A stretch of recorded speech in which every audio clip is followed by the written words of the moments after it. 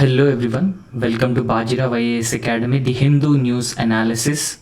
Today is 23rd May 2024 and we have few very important articles from today's Hindu newspaper. So before discussing all those important news articles, let's try to discuss yesterday's given practice question. You all knew that yesterday I have given you one practice question for prelims. The question was, Justice Rohini Commission was very often seen in news is related to which of the following factors or which of the following things. So the correct answer for this question is option B, subcategorization of OBCs.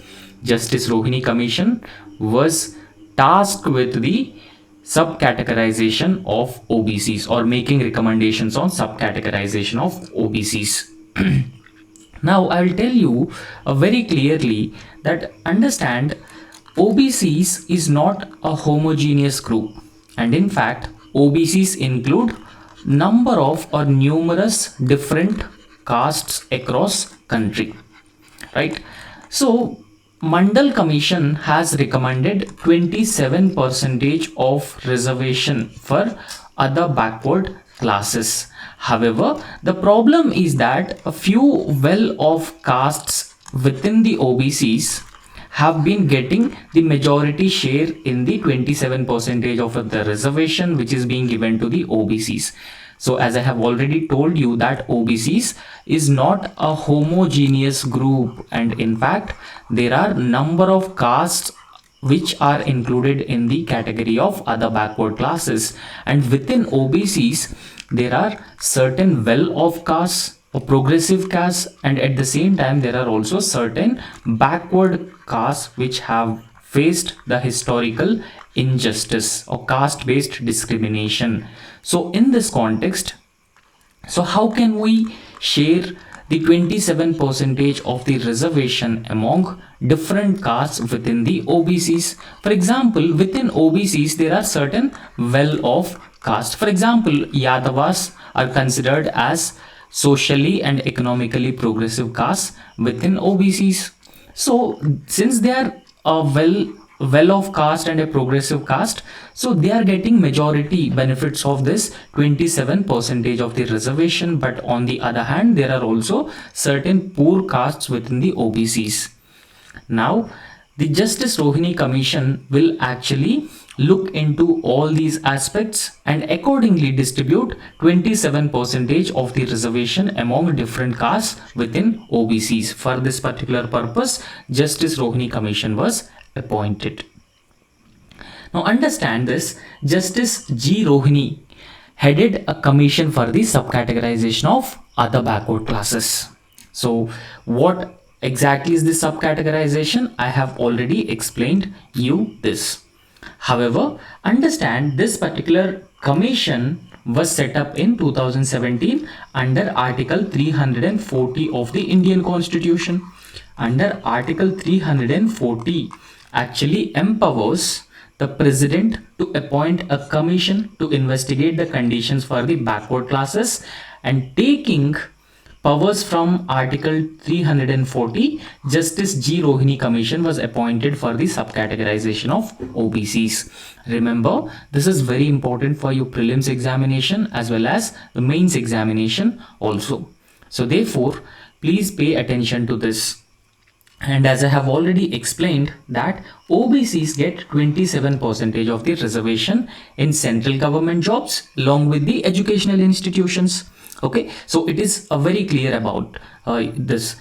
So along with that, SCs get 15% reservation, scheduled tribes get 7.5% reservation, OBCs get 27% reservation, and even the economically weaker sections were also given 10% of the reservation, including people with the disabilities were also given a certain reservation benefit.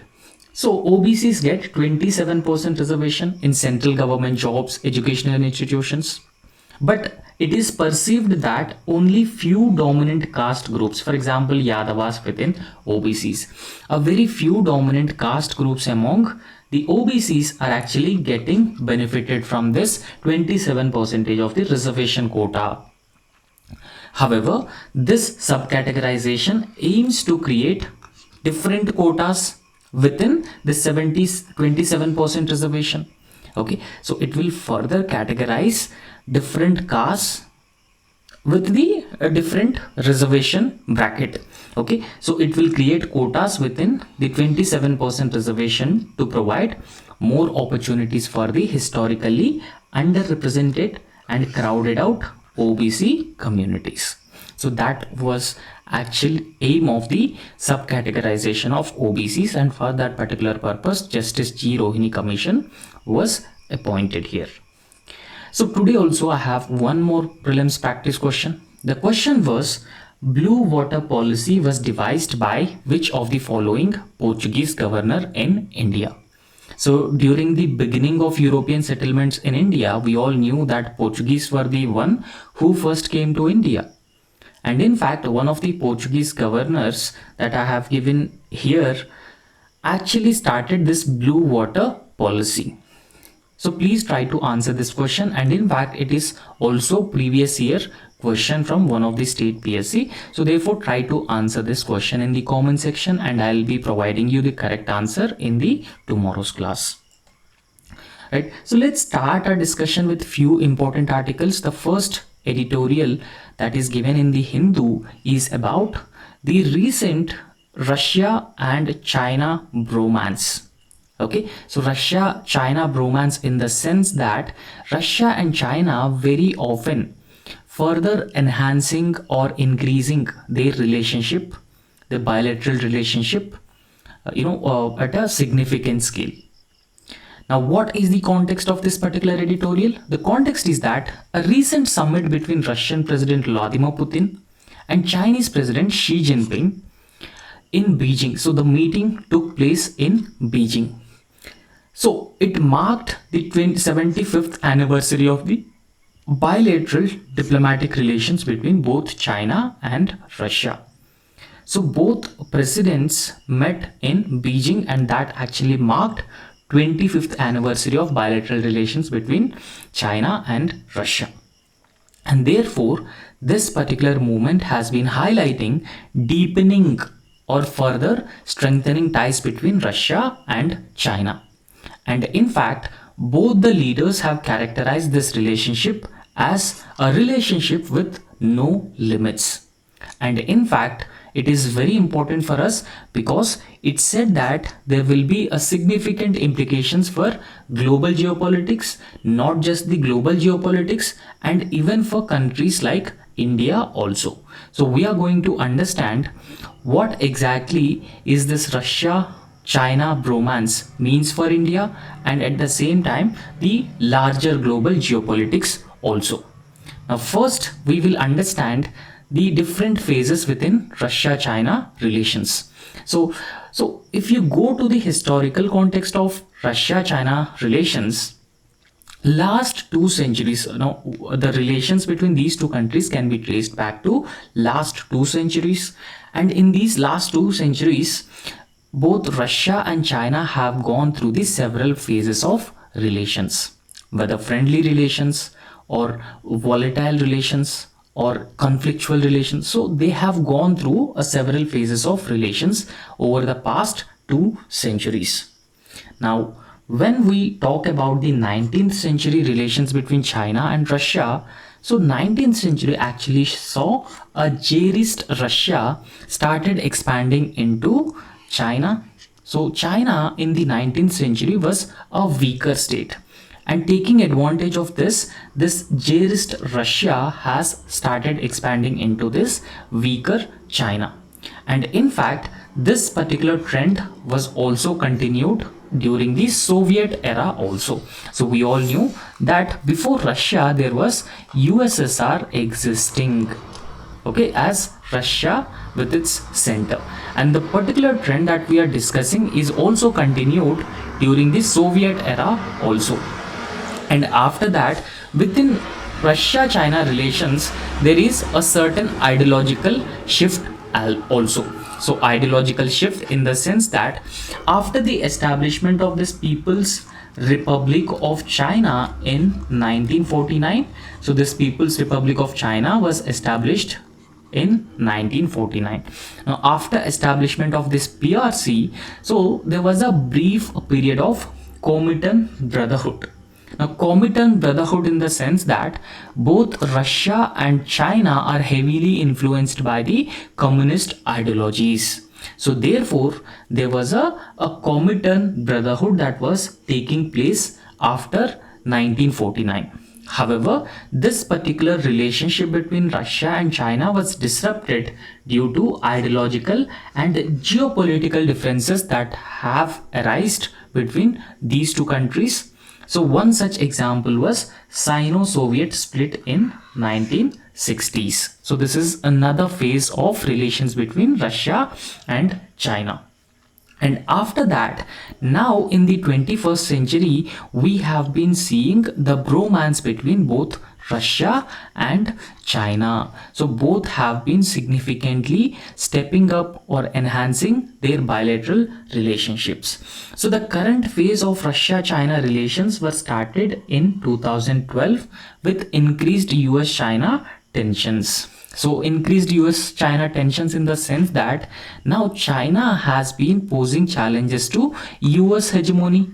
So it is true because now US is considered as a declining state, but on the other hand, China is considered as a revisionist state, and at the same time, it is also challenging the hegemony of the US. So because of that reason, there is an increased conflict between China and US in the present phase. So this conflict between China and US has provided an opportunity for Russia to increase its ties with the China, because both Russia and USA or USSR or the capitalist world, they are traditionally having a conflictual relationships. So therefore, now Russia taking this as an advantage, further enhancing its relations with China. And in fact, Russia has further strengthened its relations or solidified its relations or its dependence on China, especially in the context of the sanctions which were imposed on Russia because of the Ukraine war. Okay, so the sanctions have made Russia depend more on China. Now, in fact, if you look at these joint statements between Russia and China and the strategic implications, nowhere in these joint statements issued by both China and Russia, so they were largely silent on specific economic, financial and military ties. Okay, so they were largely silent on these issues, military, economic and financial ties, because they wanted to avoid the further Western sanctions too, or they wanted to mask their internal disagreements. Maybe there are certain internal disagreements between Russia and China. So they were the joint statements which are issued after this particular meeting, so they were largely silent on these economic, financial and military ties between these two countries to either avoid sanctions or to mask the agreements, the disagreements that they have already. And in fact, both the countries have adopted the anti-US stance in recent times, because now the joint statement which was issued in this recent meeting has strongly criticized US policies. And in fact, this joint statement has also accused US of pursuing the dual containment in the sense that USA has been containing both China and Russia. So therefore, they consider USA as a hostile and a destabilizing power in the region and beyond the region. So after that, the joint statement has also underlined the future cooperation between these two countries. In short term, a summit is likely to lead to intensified bilateral cooperation, bilateral engagement in different fields between Russia and China, especially critical areas, Russia's military efforts in Ukraine. So in all those aspects, they will further intensify their bilateral relations. However, in the long run, This could result in a deeper economic and technological collaboration, potentially challenging the US-led global order. And in fact, it is said that the global order is largely led by USA, and both these countries are positioned to challenge the US-led global order. Now, what will be the impact of this bromance of Russia, China on India? So this is also we should understand. So the impact is a many-fold, a multi-diverse impact that India could face because of increasing friendship between China and Russia. So firstly, we need to look at the strategic concerns, because India's relationship with Russia, especially in the defense area, because see, most of our imports, our external defense imports, are from China. So we can say that India excessively dependent on excessively dependent on Russia for its defense imports. So that is particularly a concern, and this dependence could be affected by Russia's increasing dependence on China, and in turn Russia in turn depending on China. So therefore the credibility of Russia to be a long-term sustainable supplier of defense equipment is in question here. Okay, because now Russia also started depending on China. So this has raised concerns about the reliability of Russian defense suppliers amidst India's border tensions with the Russia. Now we constantly have this border disputes with the China. So therefore all these factors have made the reliability of Russia a question. And after that, we should also look into the global positioning. So because India must evaluate the Russia-China dynamic, the evolving Russia-China dynamic, and it should also look for the opportunities and the challenges posed by this Russia-China dynamic. Okay, so when we understand those implications in a better manner, so we will be able to navigate our policies in a better manner, and we will also be able to continue the policy of strategic autonomy, and the global aspirations will also be fulfilled. And after that, there are certain new opportunities also. New opportunities in the sense that the global polarizations have been emerging. Now, polarizations in the sense that the world has becoming increasingly polarized. So increasingly divided. So that is polarization. Now India should leverage its strategic autonomy. So we have to leverage our strategic autonomy. Now India follows the policy of strategic autonomy. Now strategic autonomy in the sense that India will not be an ally. India will not be a military ally or defense ally of any country. In fact, so whatever policies we adopt, that are actually based on our core national interest, and that is strategic autonomy of India. So therefore the strategic autonomy is focusing on core national interests, and this has also focused on pursuing the balanced approach to maintain its global standing. Okay, so this will be the impact of this Russia-China bromance on India and larger geopolitics. So the next important article is with respect to the Israel and Palestine conflict. Now, we all knew that Israel and Palestine conflict has been a long-standing dispute, and in fact several countries have been supporting the two-state solution, a peaceful coexistence of both Israel and Palestine with their separate nations.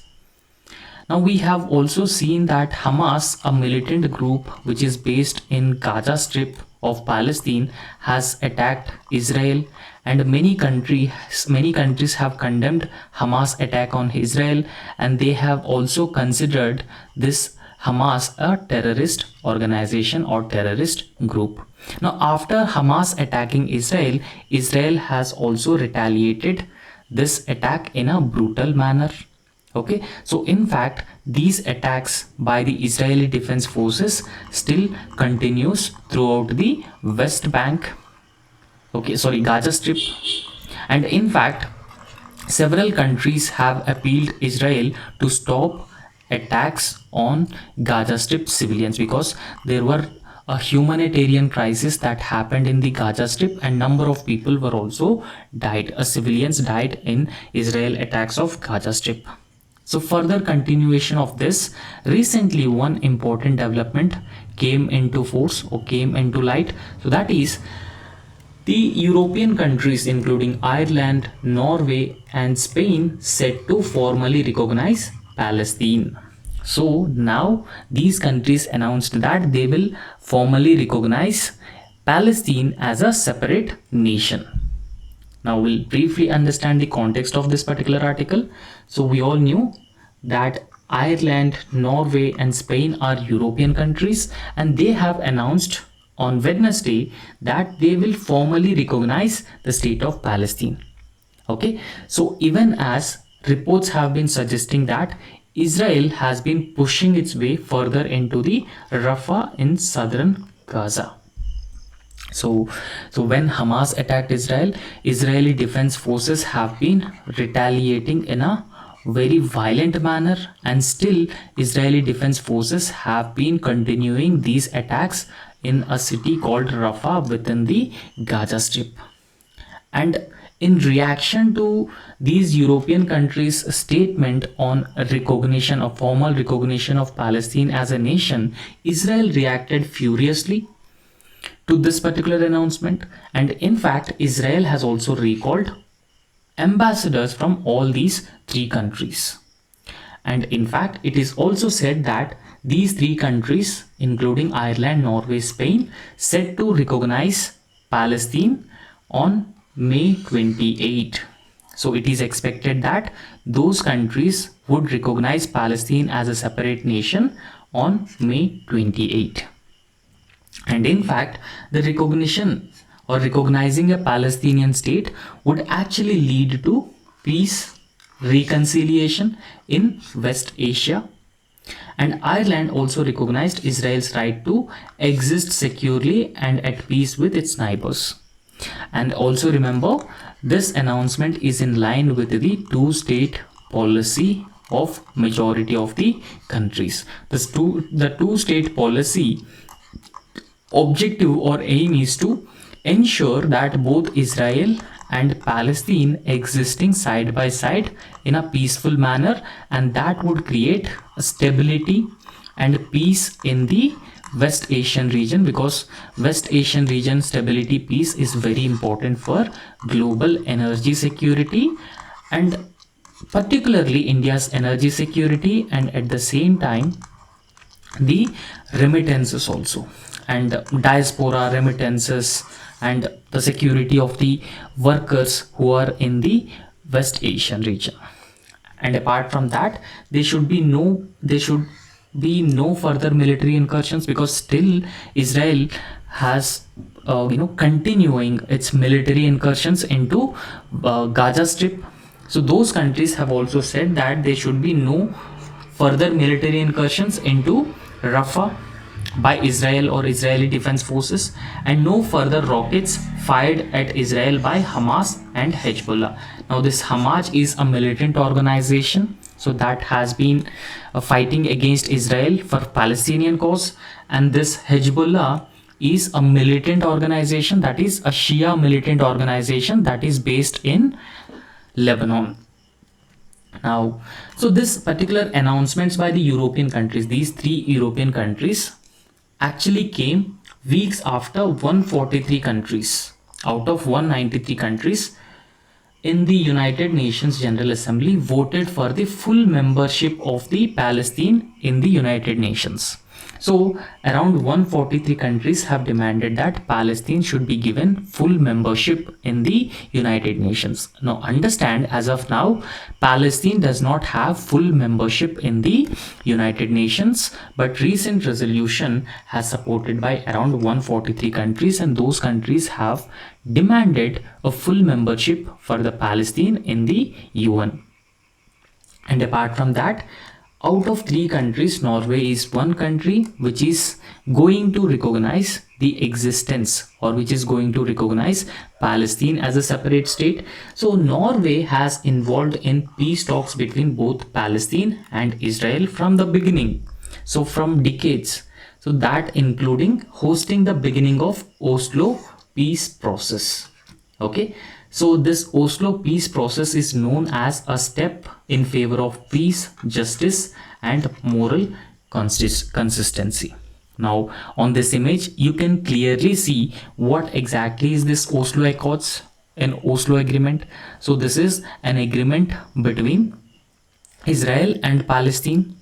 Okay, so Palestinian Liberation Organization, that is PLO, Palestinian Liberation Organization, and Israel, that is this Oslo Accord or Oslo Agreement. So this agreement was reached on September 1993. So in this particular agreement, Israel recognizes the Palestinian Liberation Organization as the sole representative of the Palestinian people. And secondly, the Israeli Defense Forces gradually withdraw from the parts of Gaza Strip and West Bank, because the Palestine is mostly confined to the Gaza Strip and the West Bank, and as per this Oslo Accord, the Israeli Defense Forces will gradually withdraw from the parts of Gaza Strip and West Bank, with authority transferred to the Palestinian Interim Self-Government Authority. So that will be the Palestinian Authority, and the authority will be transferred to the Palestinian Authority from Israeli forces. And in fact, this Palestinian Liberation Organization in return has recognized Israel's right to exist and renounce the violence. So Israel would renounce the violence and Palestinian Authority rule to last for an interim period of 5 years, during which a permanent status negotiations to occur. So major issues such as borders, security arrangements, settlements and refugees not addressed in this Oslo Accords, and they are actually left for the future negotiations between both Israel and Palestine. Okay, so after a fierce debate in the Israeli parliament, it was ratified in September 1993 with a small margin, right? So Ireland, Norway and Spain said that they would formally recognize the state of Palestine on May 28, and in fact most of the Western governments including US say they are willing to one day recognize Palestinian statehood. Okay, so most of the Western European countries or Western liberal democracies, they are ready to recognize the statehood of the Palestine, and now it was done by Ireland, Norway and Spain. So the Palestinian Liberation Organization, that was recognized by the Oslo Accords as the sole representative of the Palestinian people, seen internationally as the sole legitimate representative of the Palestinian people. And this particular organization hailed the European countries' move as a historical, and militant organization Hamas also welcomed it, an important step towards affirming our right to our land. Now in this map you can clearly see, so this is Israel, all the land that you see here is Israel, and Palestine was existing in the form of West Bank and then the Gaza Strip. Hamas is a terrorist organization from this particular Gaza Strip region, and Hezbollah belong to Lebanon. Okay, so I hope it is clear for you. And next very important article is with respect to the BIMSTEC. Now BIMSTEC stands for Bay of Bengal Initiative for Multi-Sectoral Technical and Economic Cooperation, right? So it will be now open to members and observers after a historic first charter of the grouping came into force on May 20. So as per the Ministry of External Affairs. So the charter is actually having been adopted on the 5th summit of the BIMSTEC leaders, and the grouping has actually acquired a legal personality and will be able to enter into a structured diplomatic dialogues with other groupings and countries. Right? For example, imagine that UN General Assembly meetings have been taking place. There will be representatives from the BIMSTEC. And if there is any multilateral organization conducting any meeting, there will be representatives from the BIMSTEC will attend that particular meet. Okay, so therefore this particular legal personality status to the BIMSTEC has actually resulted in, and it will be able to enter into a structured diplomatic dialogue with other groupings and different other countries. Now this is BIMSTEC, Bay of Bengal for multi-sectoral technical and economic cooperation is known as BIMSTEC.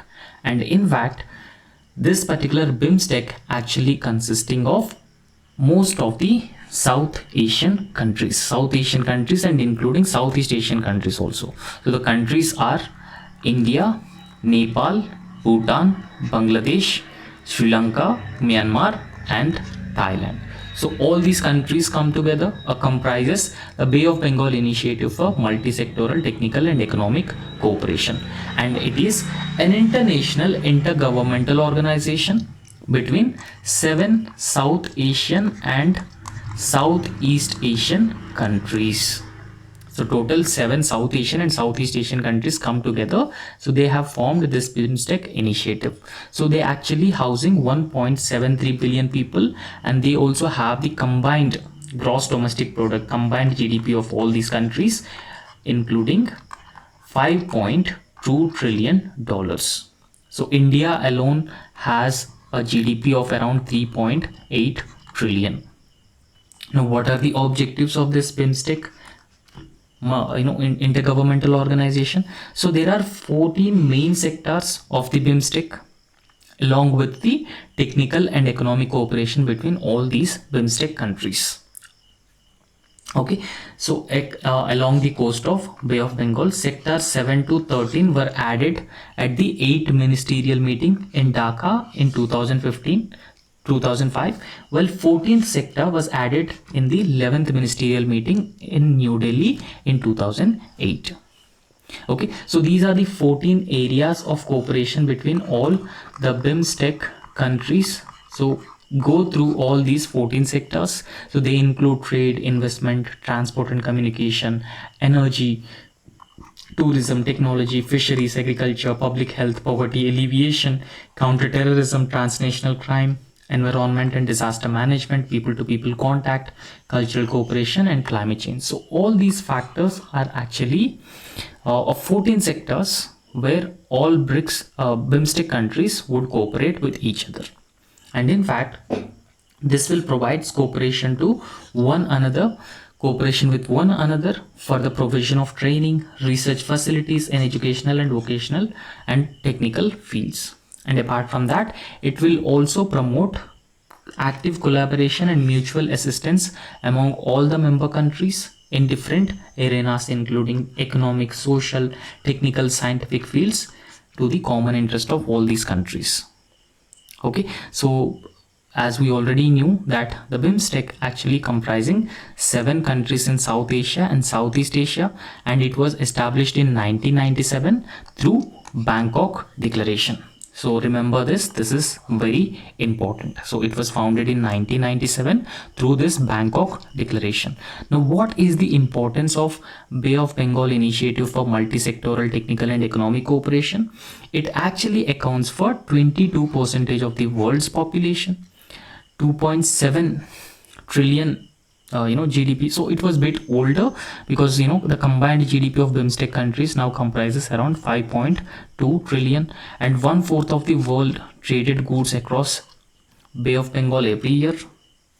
And their focus areas are 14 focus areas. The first summit was held in Thailand. Okay. Now in fact, apart from that, the BIMSTEC will also help to increase socio-economic growth of all the member countries. So it was in news because the entry into force of the BIMSTEC Charter actually reaffirms India's commitment to a prosperous, peaceful and sustainable neighborhood, in line with India's already existing policies, Neighborhood First policy and Act East policy. Now understand, this Act East policy is a revised version of India's Look East policy. And in fact, we can say that more proactive foreign policy or more proactive engagement with the Southeast Asia is part of the Act East policy or the objective of the Act East policy. And neighborhood first policy is based on non-reciprocal relationship between India and all its neighbors. So India, as a stabilizing force within the neighborhood, it wanted to maintain friendly and strong relations with all its neighbors, and for that particular purpose the government of India was launched this neighborhood first policy in 2015. The BIMSTEC Charter will provide legal and institutional framework for BIMSTEC that would enhance meaningful cooperation and deeper integration of the Bay of Bengal region.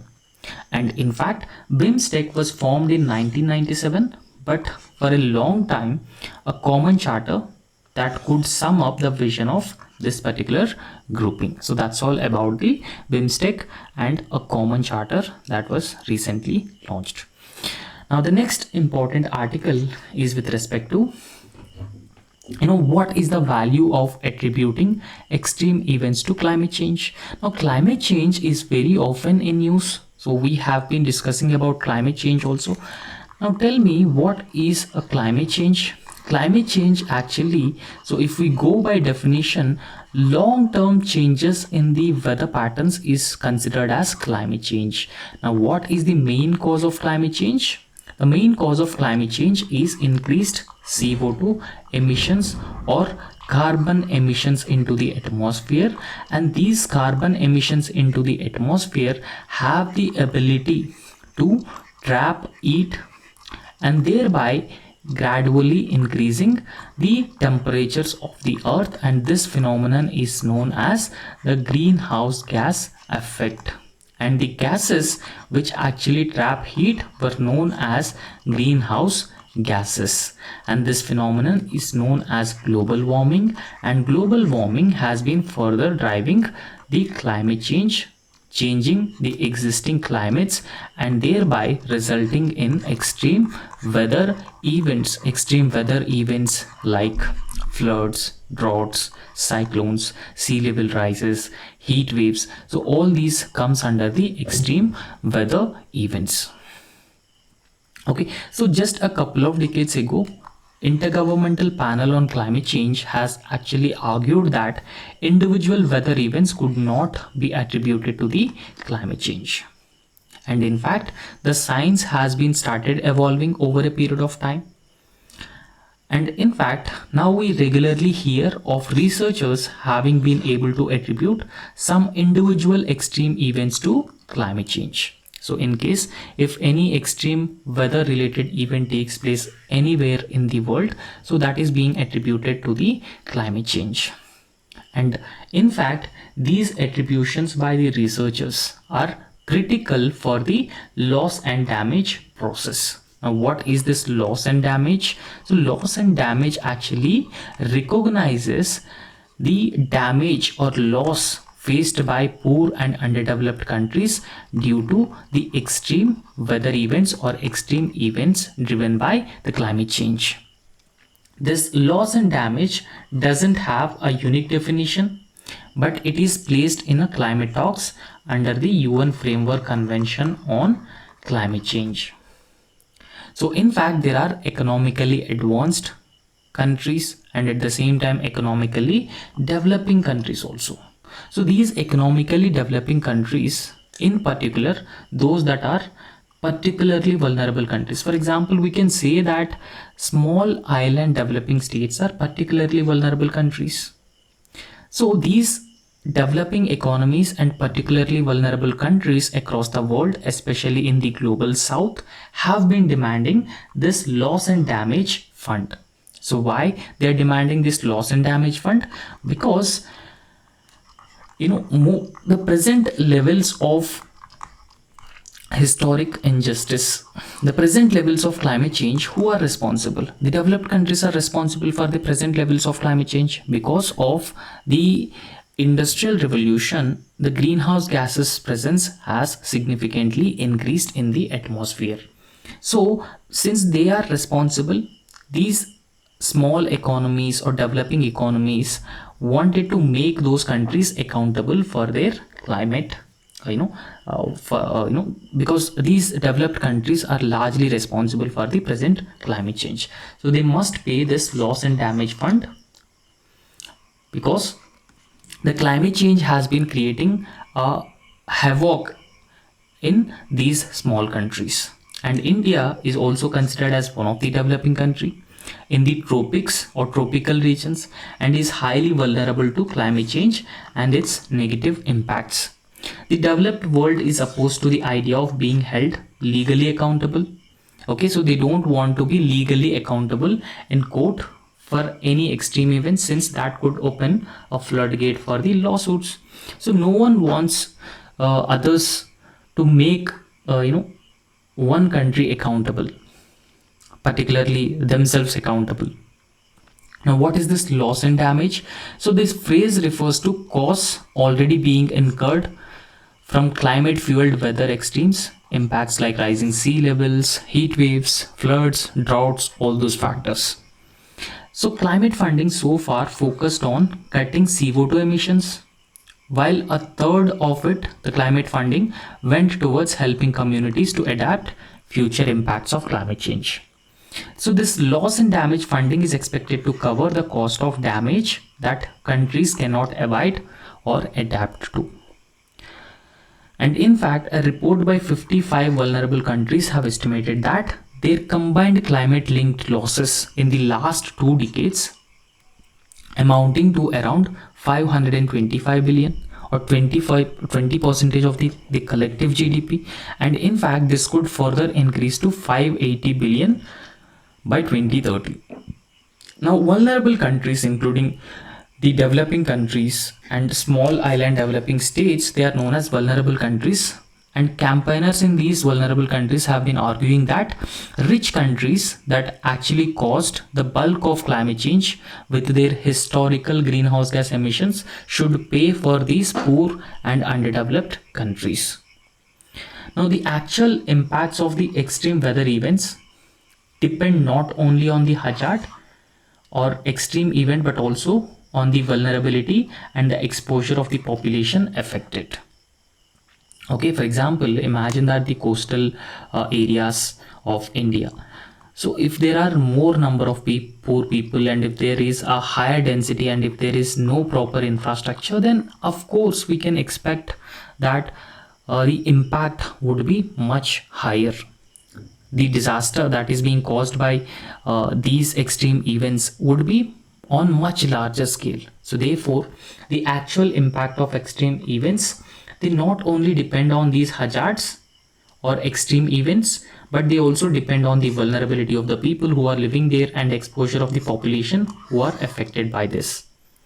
So we must take stock of the international financial aspects such as adaptation, mitigation, and loss and damage must be included in the climate finance. And apart from that, the governments should be more responsible, and they should consider an agreement of historical responsibilities to fund these developing countries and underdeveloped countries, to close the adaptation gaps and build adaptation capability among those countries, and finance mitigation for the larger global good. So these are the areas we must focus on to deal with the existing threats posed by the extreme weather events which are driven by climate change. So that's all in this lecture, and thank you so much. Okay, so please subscribe to our YouTube channel and also hit the like button. Thank you.